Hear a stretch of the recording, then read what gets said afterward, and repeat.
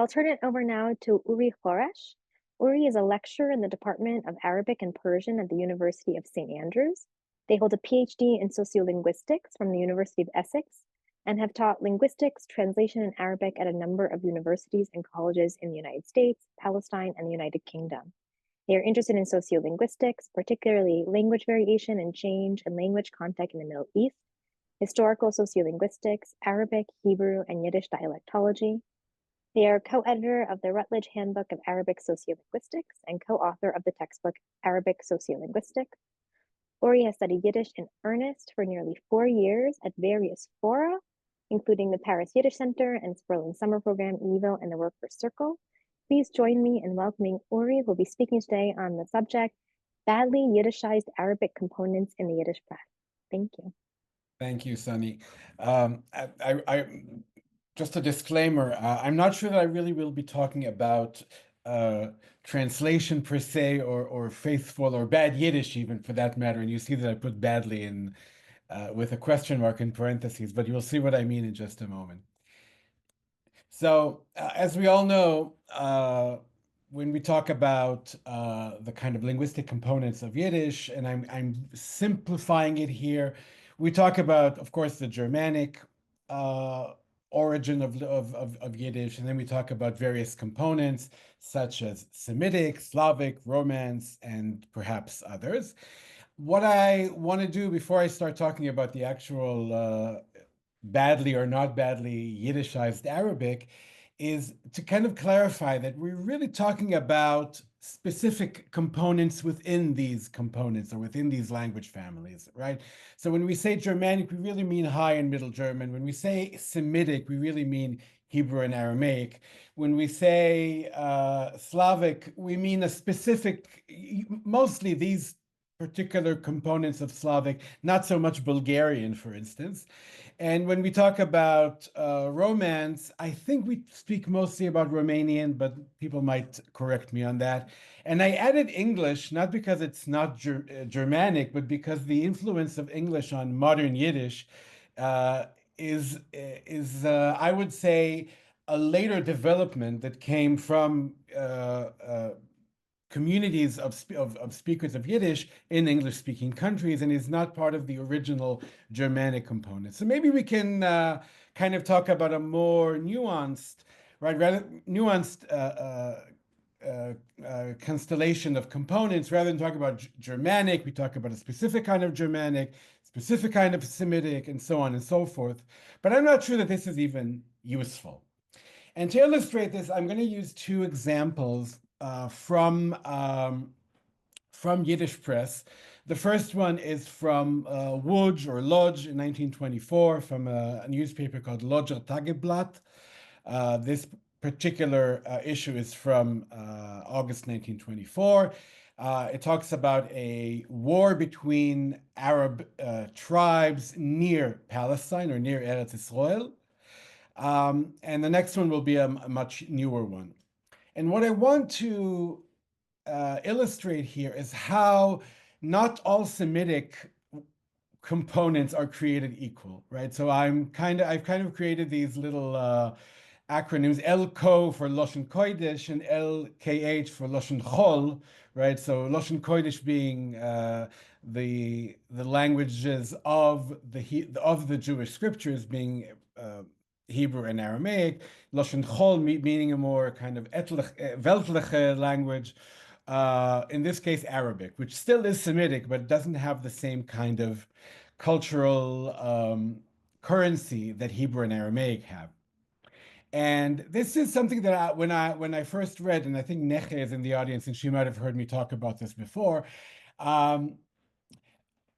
What I've noticed was that there is a marked difference between the way that Hebrew, I think there's only Hebrew here, not Aramaic, words are represented versus Arabic ones.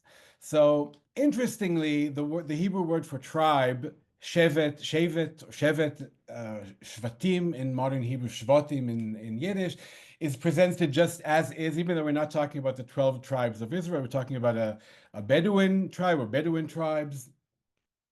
Of course, Yerushalayim is Yerushalayim, We have ois geharget, so we have the heyresh gimel root for killing, which comes from Hebrew. But we have a couple of Arabic words, and particularly names. You'll see that I colored Eretz Yisrael in yellow. You'll see why in a moment. That's a separate issue. So we start with the word Arabische, which is, it's a pretty standard Yiddish word, but it comes from a word in Arabic that doesn't have an aleph at the beginning, but has an ayin. And the ayin isn't just orthographic. It actually is pronounced differently, was pronounced differently in Hebrew, is pronounced differently in Arabic. It's not Arab, it's Arab, right? It's this pharyngeal fricative that you really need to uh, kind of practice doing things with your throat in order to pronounce it. But there are other words like Wahhabis, and Wahhabis, a lesser known word, a specific type or specific subsection of Arab tribes in the Arabian Peninsula. And then there's, for me, the most interesting one, which took me a while to understand, which is the Bani Sakr Shevet. Now, Shevet is Shevet, tribe, but Bani Sakr, had I not known that there is a tribe called Bani Sakhr, I would have never understood that this is what this text means. And I intentionally wrote the kind of quote unquote English orthography. This is what you would find in Wikipedia, for instance. And this may be what the people who wrote the article in Yiddish in Łódź in 1924 had seen in some other European language. It's just a K and an H. And how would they know that K and H is cha? How would they know that the S at the beginning is the predecessor of the Hebrew and later on Yiddish tzaddik? That's a question to be asked. We continue. These are just example excerpts from this text, right? So we have words like takif, which are not a problem. By the way, I have left the diacritics as they were in the original text. You see there's a segel under the ayin. There's no dagesh in the taf and the kaf, even though they are taf and kaf, or tof and kof, not sof and chof. We have Ever Ayarden, right, Transjordan, which I thought was interesting that they used this Hebrew term, even though the name of the city, Amman, was written, as you can see, with an aleph. And just to give you a sense of how it would be spelled in Hebrew today, in modern Hebrew, it would be spelled Ain Mem Aleph Nun. And then another very, very interesting phenomenon for me is the first two words here, Emir Abdullah, right? So in Arabic, it's El Amir Abdullah. And if we were to transpose the orthography upon the Arabic orthography based on the Arabic pronunciation on the Yiddish, we wouldn't have Emir with an Ain, we would have something with an Aleph because it's not A. And Abdullah would be Abdullah, which in Hebrew would be with an Ain, but really doesn't carry that pronunciation when we're talking about Yiddish. Oops, sorry.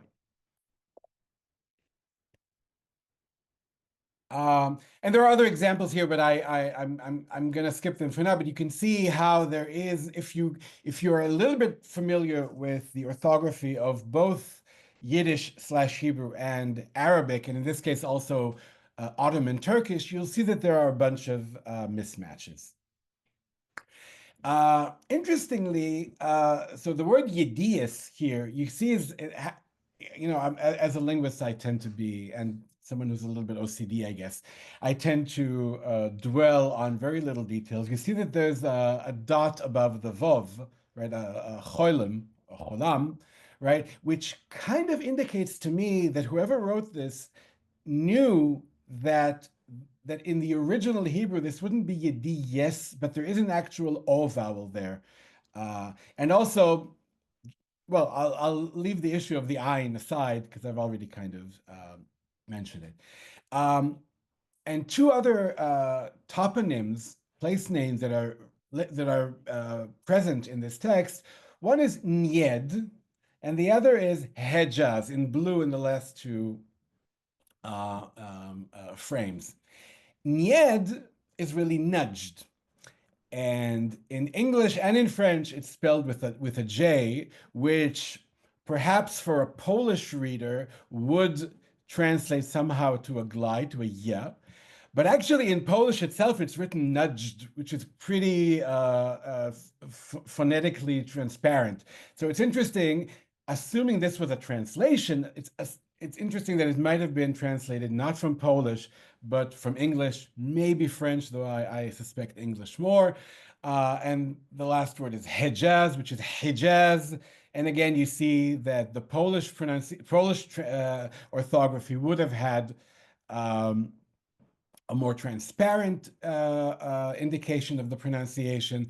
But again, knowing that the H at the beginning, and that pertains to English, French, Polish, pretty much any language using the Roman alphabet, would not be transparent that this is a ha, like in my last name, Horesh or Choresh in modern Hebrew.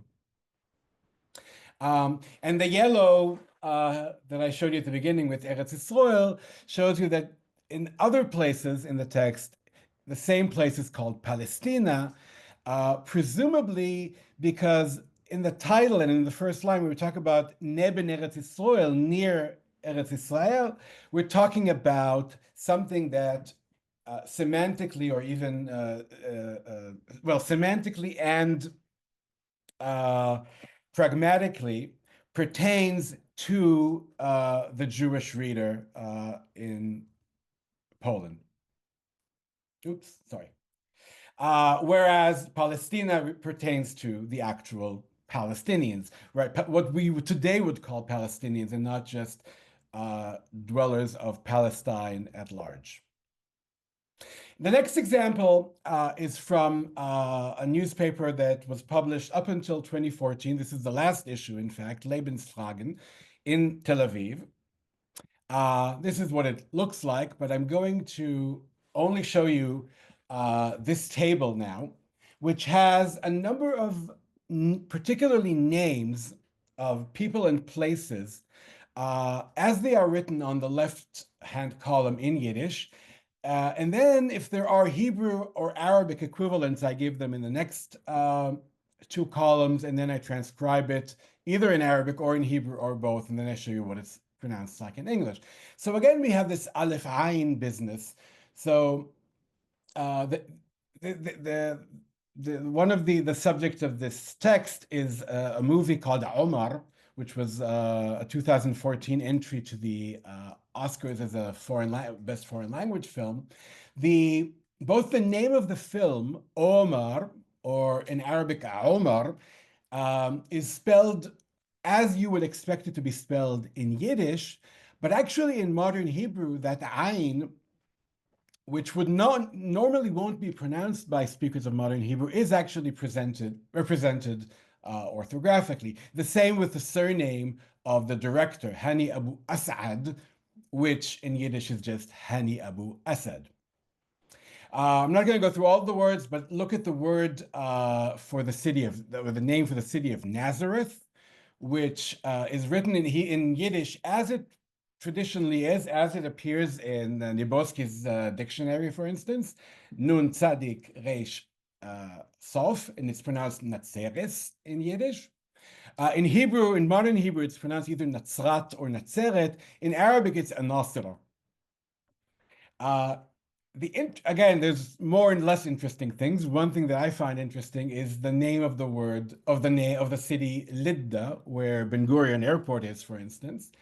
And the text actually tells us that the city, which we know in Hebrew and in the Jewish tradition as Lod, is called in Arabic Lida, which is spelled like this, Lamed Yud Daled Pasach Aleph. In fact, Lidda is not the Arabic pronunciation. This is a relic of Greek transcriptions of the names. And indeed, in English, it's nowadays spelled like this, Lydda. In fact, in Arabic, it's a lid or Lud. And then we have a few other names. We have, interestingly, Egyptian and not Mitzri, as you would expect for Egyptian, and so on and so forth. What I want to talk about, is these last two slides, which we'll talk about. Okay, so what's going on here? Is really Lashon Kodesh, namely Hebrew and Aramaic, a Semitic component? And I have two answers for that. One is, well, it depends on what we mean by component. It is true that lexically, we have Hebrew and Aramaic words, and they're both Semitic languages, that contribute to Yiddish vocabulary. But grammatically, they are only components of the language to a very limited extent. So we have some morphosyntax, meaning some gender agreement. So we have a hey at the end is usually Lashon Nekeve, others are usually Lashon Zocher, and so on and so forth. 1 minute left, okay. And secondly, which I think is more important, is that Hebrew and Aramaic really only represent a subset of the Semitic languages. And this is not just a technical issue for a linguist, but I think that there is very little awareness of the genealogical relation between Lashon Kodesh languages, the two languages we're talking about, and the other Semitic languages, particularly Arabic, but you could think of Amharic as well, for that matter. And I do think that much of the same can be said about awareness among modern Hebrew speakers in Arabic, even though in Yiddish, this seems to be amplified because in many cases, the representation of Arabic lexical items in Yiddish is akin to that of non-Semitic words and names, like in English, some, perhaps Polish, Russian, and others. But even in the text that was published in Tel Aviv, in a place where people are aware of the relation between Arabic and Hebrew. This isn't Lodz of 1924. This is Tel Aviv of 2014. Even there, the awareness appears to be very limited. And I'll leave you with that. Thank you.